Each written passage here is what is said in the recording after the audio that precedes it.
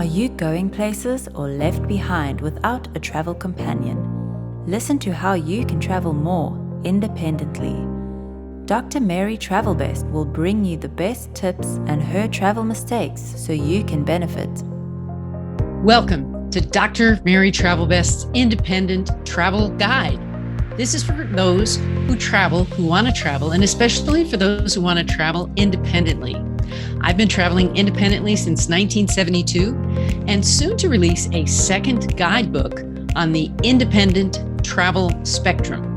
Please share this podcast with your parents, loved ones, and future travelers so you can make their trips the very best, like Travel Best. In this episode, the FAQ, can you explain why sulfur from hot springs is good for your skin? You asked me about that rotten egg smell. The episode, special edition, is on California beaches from Los Angeles to Malibu, part 5. Today's lesson learned, soaked shoes and sneakers. And today's travel advice, fly nonstop whenever possible. So now let's talk about the FAQ. How is sulfur good for skin as I travel? What does that rotten egg smell mean? And here's the answer. Hydrogen sulfide smells like rotten eggs. You may call it the hot spring smell, and it's okay for humans because it's a natural scent. Not all hot springs have it to the same extent, and there are some that don't have that hot springs smell at all.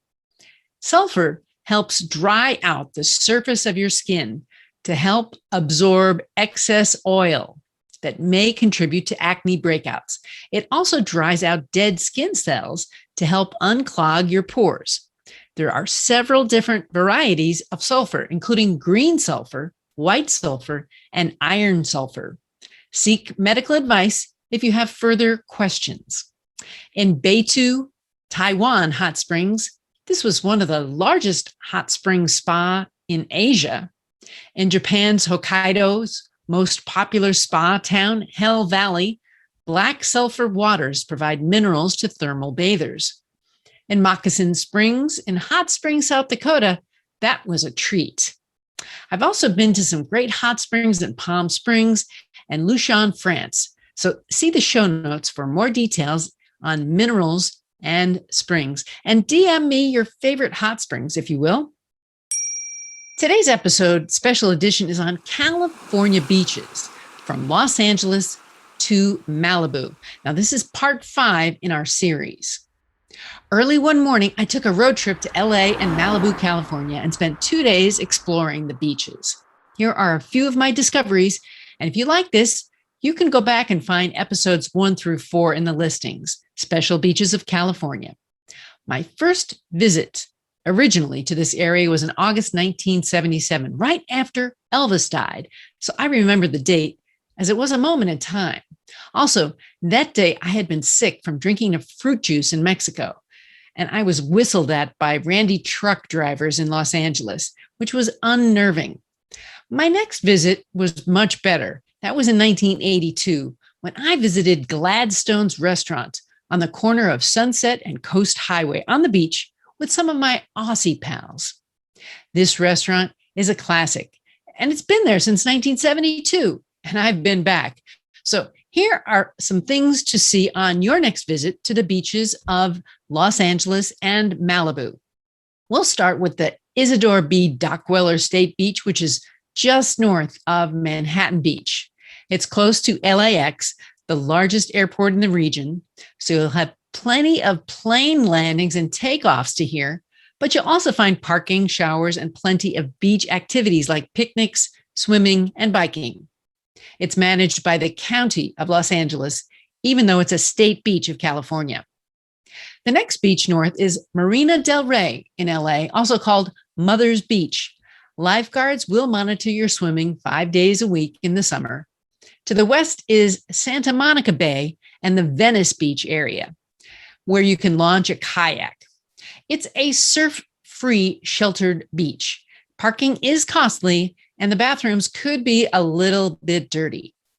Now, the Santa Monica State Beach is operated by the city of Santa Monica. It includes the boardwalk, the pier, and it's usually very busy and congested. Next is Venice Beach, which is in its own bubble. You can find your bodybuilder and people watching to no end. You've got artists, palm readers, street performers, the boardwalk for skating. It's all here. You'll also smell a lot of weed walking north from Oceanside Walk. You can also find paid parking lots on Venice Boulevard. The area is known for the pier and the lifeguards, paddle tennis, the Muscle Beach, basketball and handball, Windward Plaza, and skate dancing.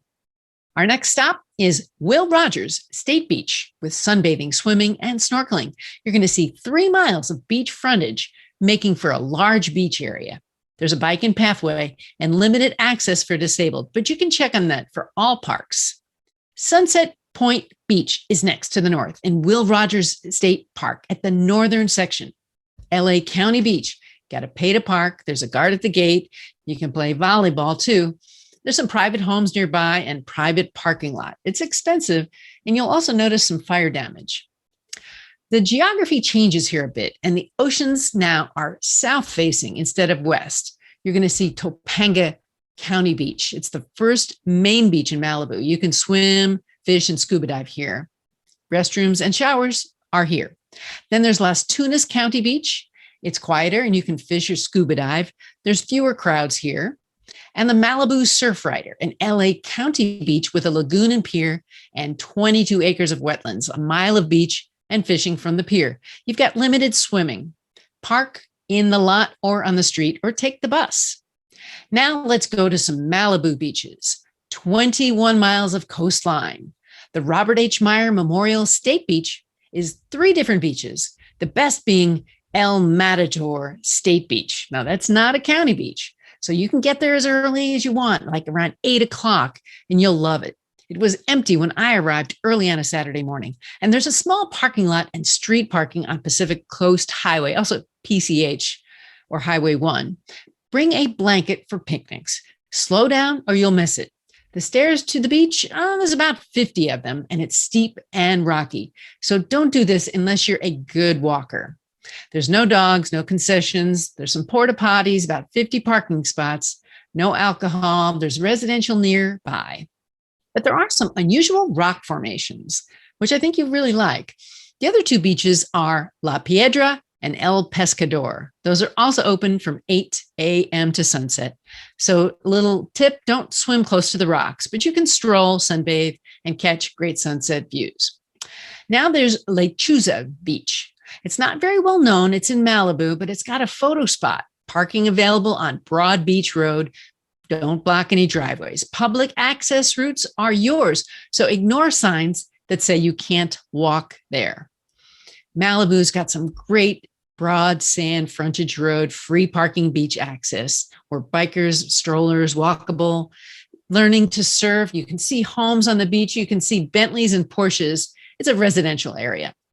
Now we're going to go to Point Dume, D-U-M-E. The point juts out in the Pacific Ocean for more beach area. And you can go rock climbing if you want. I saw signs for $199 for 4 hours to learn to rappel.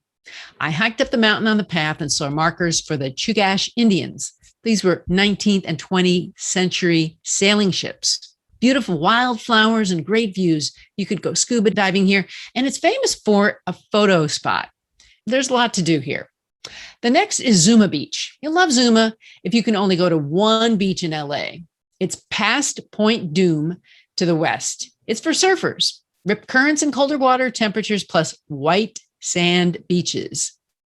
This is a county beach with 2,000 pay-to-park spaces. Dogs are okay, narrow sand, hundreds and hundreds of parking spots, though. Watch for gray whales. They make their winter migration from here. And next we have Nicholas Canyon. It's smaller and less crowded. It's a county park. You've got surfing, bodyboarding, swimming. You could also windsail and scuba. There are restrooms and parking. And the geography changes to more west-facing beaches from here north. We find the Leo Carrillo State Beach also has a campground, and you walk the tunnel to the beach. I took a nice siesta here and loved the views. You can scuba dive, and also at Staircase Beach. Now, our last beach is the Dan Blocker County Beach. It's named after the Bonanza TV show star, also known as Haas. It's a long, narrow beach between the Latigo Shores neighborhood and homes along Malibu Road. There's a pay parking lot and picnic tables, so surfers, divers, and scuba enthusiasts love it, and the restrooms are ADA compliant.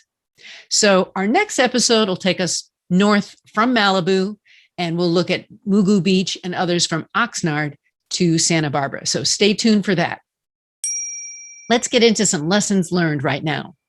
Soaked sneakers. My sneakers got soaked while traveling. My feet were unhappy.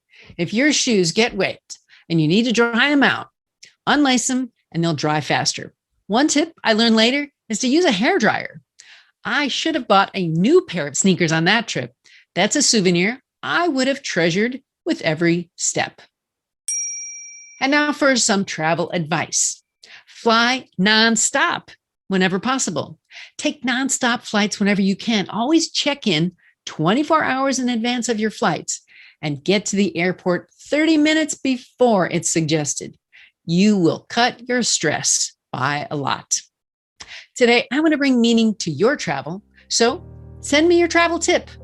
You can send it to my website, Facebook page, group, Instagram. You can send it to my Twitter, blog, and maybe you'll even see your tips in Dr. Travelbest's Independent Travel Spectrum.